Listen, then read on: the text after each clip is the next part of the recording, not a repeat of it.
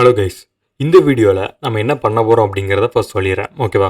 இப்போது நான் வந்து ஜஸ்ட் ஒரு கம்யூனிட்டி போஸ்ட் போட்டிருந்தேன். ஓகேவா? ஸோ நிறைய பேர் பார்த்துருப்பீங்கன்னு நினைக்கிறேன். ஸோ அதில் வந்து ESP32 அப்படிங்கிற ஒரு மைக்ரோ கண்ட்ரோலர் பற்றி சொல்லியிருந்தேன். அதாவது ஜஸ்ட் இந்த மாதிரி ஒரு கண்ட்ரோலர் பார்த்தீங்க அப்படின்னா புதுசாக நம்ம அப்டேட் பண்ணியிருக்கோம். ஸோ இதை வச்சு அடுத்த ப்ராஜெக்ட்ஸ் நம்ம மேக் பண்ண போகிறோம் அப்படின்னு நான் சொல்லியிருந்தேன். ஜஸ்ட் இந்த மைக்ரோ கண்ட்ரோலரில் எப்படி ஒரு கோட் அப்லோட் பண்ணி ஜஸ்ட் வந்து ஒவ்வொரு செகண்டுக்கும் பார்த்தீங்க அப்படின்னா ஒவ்வொரு எல்இடிஸ் பிளிங்க் பண்ணுற மாதிரி எப்படி பண்ணுறது அப்படிங்கிறத இந்த வீடியோவில் பண்ண போகிறோம். ஓகேவா?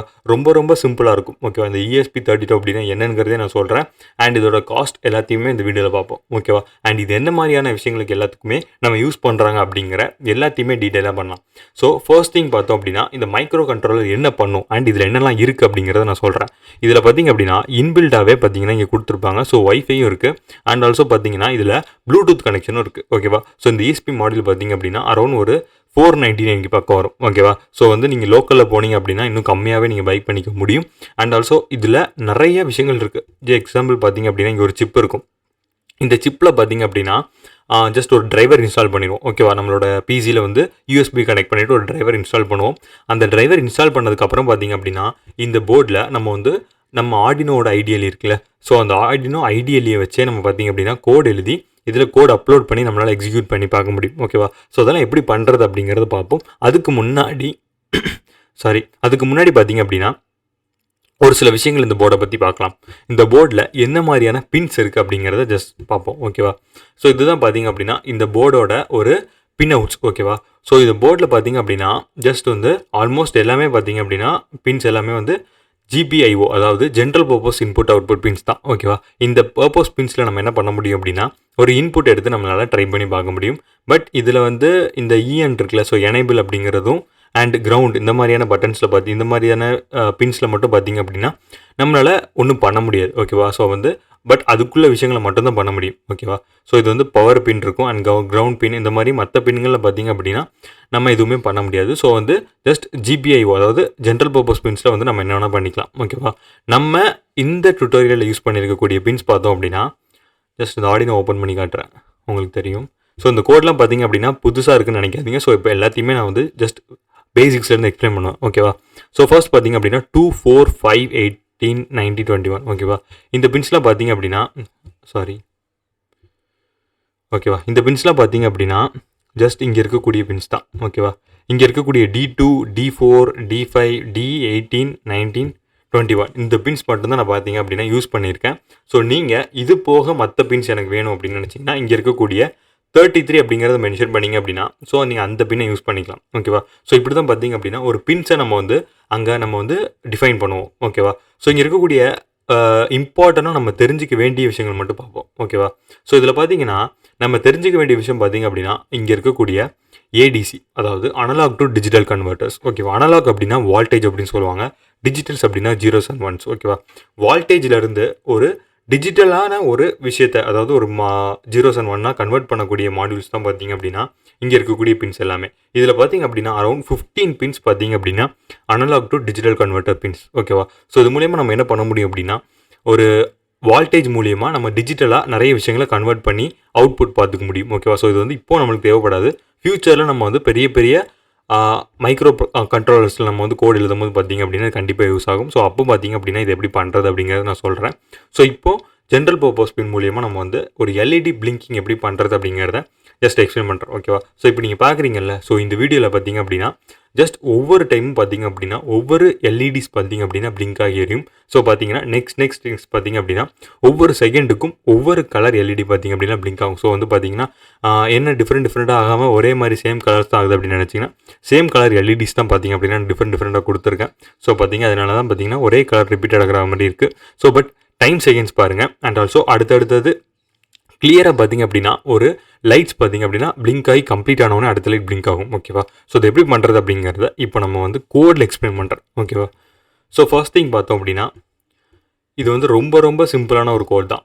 ஓகேவா? ஸோ வந்து ஃபர்ஸ்ட் நான் என்ன பண்ணுறேன் அப்படிங்கிறத இங்கே நான் சொல்லிடுறேன்.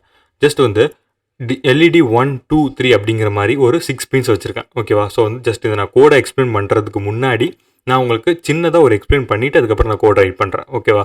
ஸோ வந்து பார்த்தீங்க அப்படின்னா ஒரு 6 பின்ஸ் நான் வந்து அலோகேட் பண்ணியிருக்கேன். அந்த 6 பின்னுக்கும் பார்த்தீங்க அப்படின்னா அதாவது 6 LED வேரியபிளுக்குமே நான் என்ன பண்ணுறேன்னா அங்கே நம்மளோட ESP இருக்குல்ல, ஸோ அதில் உள்ள பின்ஸை நான் இங்கே அலோகேட் பண்ணியிருக்கேன். ஸோ நான் ஆல்ரெடி சொல்லியிருந்தேன் எந்த பின்ஸ் அப்படின்னா இங்கே இருக்கக்கூடிய D2, D4, அப்புறம் D5, D18, 19, 21 இந்த 3 பின்ஸ், அதாவது இந்த 6 பின்ஸ் பார்த்தீங்க அப்படின்னா நான் வந்து கனெக்ட் பண்ணியிருக்கேன். ஓகேவா?